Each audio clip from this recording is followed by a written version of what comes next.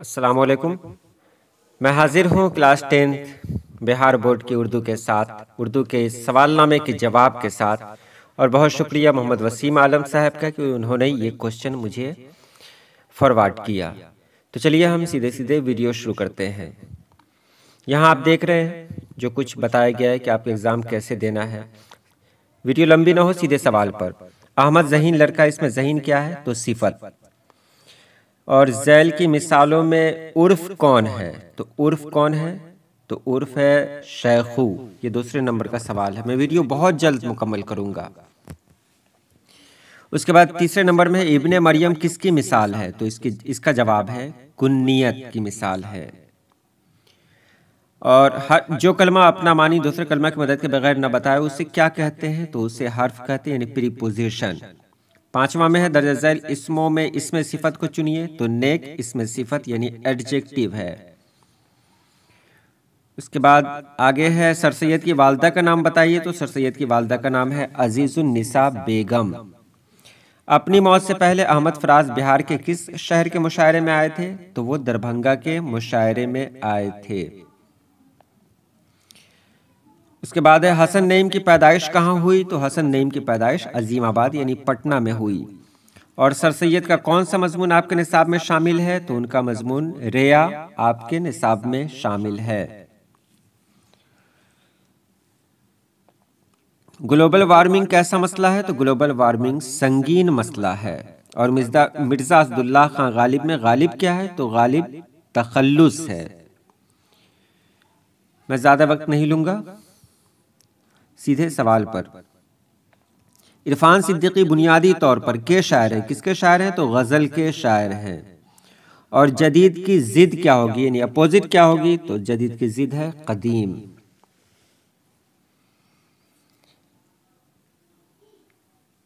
अगला सवाल है बाब की जमा क्या है? तो बाब की जमा है अबवाब। इसमें मार्फा की पहचान कीजिए। तो इसमें मार्फा यानी प्रॉपर नाउन है अहमद। बहुत शुक्रिया जनाब वसीम साहब कि आपने मुझे यह क्वेश्चन दिया। निदा फाजली ने अपनी नज़मों में समाज के किस तबके के मसाइल को उभारा है? तो कमज़ोर तबका के मसाइल को उभारा है। मुबारक अजीम आबादी का इंतकाल कब हुआ? तो 1958 में हुआ।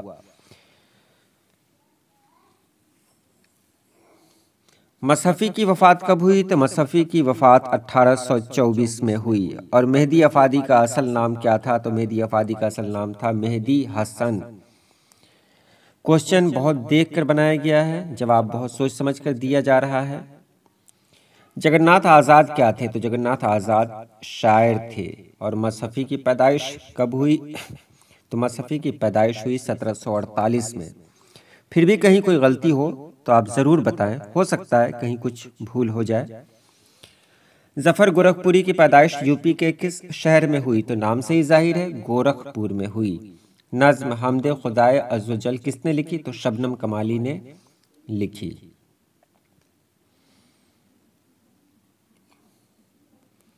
नज़्म हमद में किसकी तारीफ की गई है?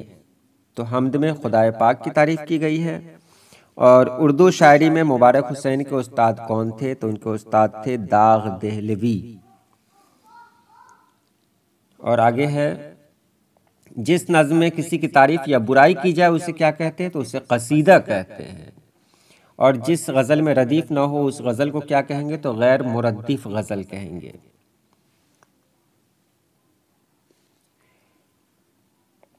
मैंने वो अंदाज़े तहरीर ईजाद किया है कि मुरासला को मुकालमा बना दिया। ये कौल मिर्ज़ा असदुल्ला खान गालिब का है। परवेज़ शाहिदी के वालिद का नाम क्या था? तो उनके वालिद का नाम था सैयद अहमद हुसैन। और दक्कन के किस शायर के जरिया उर्दू गज़ल शुमाल में पहुंची? तो वली दक्कनी के जरिए। इनको शुमाल और जुनूब का पुल भी कहा गया है। मुबारक हुसैन के वालिद का नाम बताइए। तो उनके वालिद का नाम था फिदा हुसैन वामिक। तो फिदा हुसैन यानी ए।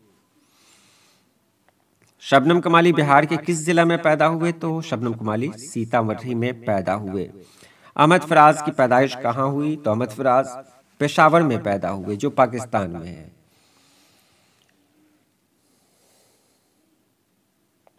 जफ़र गोरखपुरी का एक मजमूआ बच्चों के लिए भी है, उसका नाम क्या है? तो उसका नाम है सच्चाइयाँ। नसीम के वालिद का नाम क्या था? दयाशंकर नसीम के वालिद का नाम था गंगा प्रसाद कोल।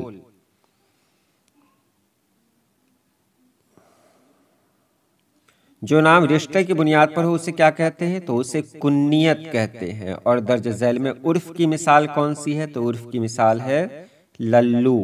37 नंबर का सवाल है ये।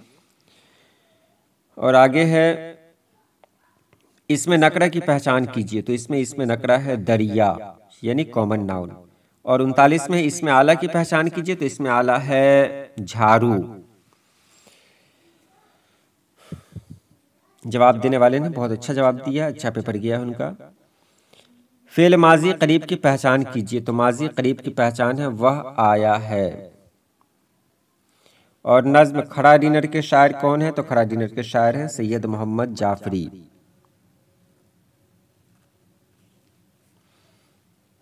कमर जहां के वालिद का नाम क्या है? तो उनका वालिद का नाम है अताउल हक।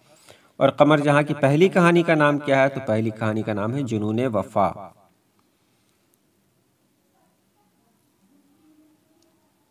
अब इसे देख लें, मिला लें अपने क्वेश्चन से।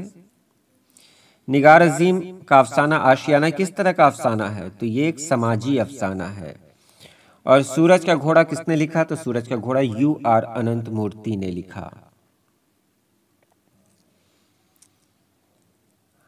अगला सवाल है, गजल के पहले शेर को क्या कहते हैं? तो पहले शेर को कहते हैं मतला।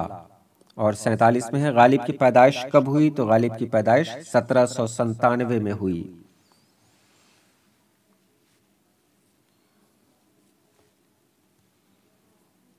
उर्दू की पहली मसनवी कौन है? तो उर्दू की पहली मसनवी है कदम राव पदम राव। और सोहेल अजीम आबादी के पहले अफसानी मजमूए का नाम क्या है? तो पहले अफसानी मजमूए का नाम है चार चेहरे। इसके अलावा भी है अलाव, लेकिन पहला अफसानी मजमूआ है चार चेहरे।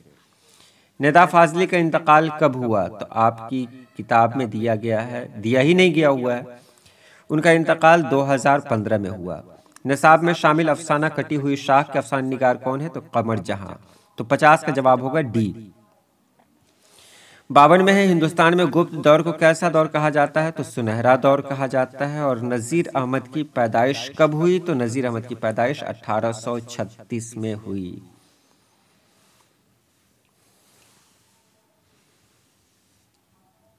बाल विज्ञान कांग्रेस 2008 में भारत के किस शहर में मुनक़िद हुआ? तो दीमापुर में। और ज़ेरे निसाब मसहफ़ी की मसनवी का नाम बताइए? तो जज्बे इश्क।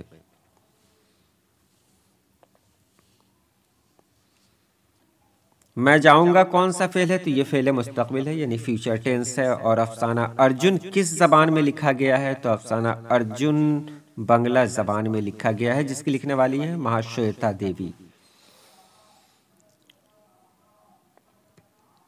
खाली संदूक किसने लिखी है? तो इंदिरा गोस्वामी ने लिखी है। और ये आसामी कहानी है। और बारिश की एक सुबह किसकी तख्लीक है? तो ये सीताकांत महापात्रा की तख्लीक है।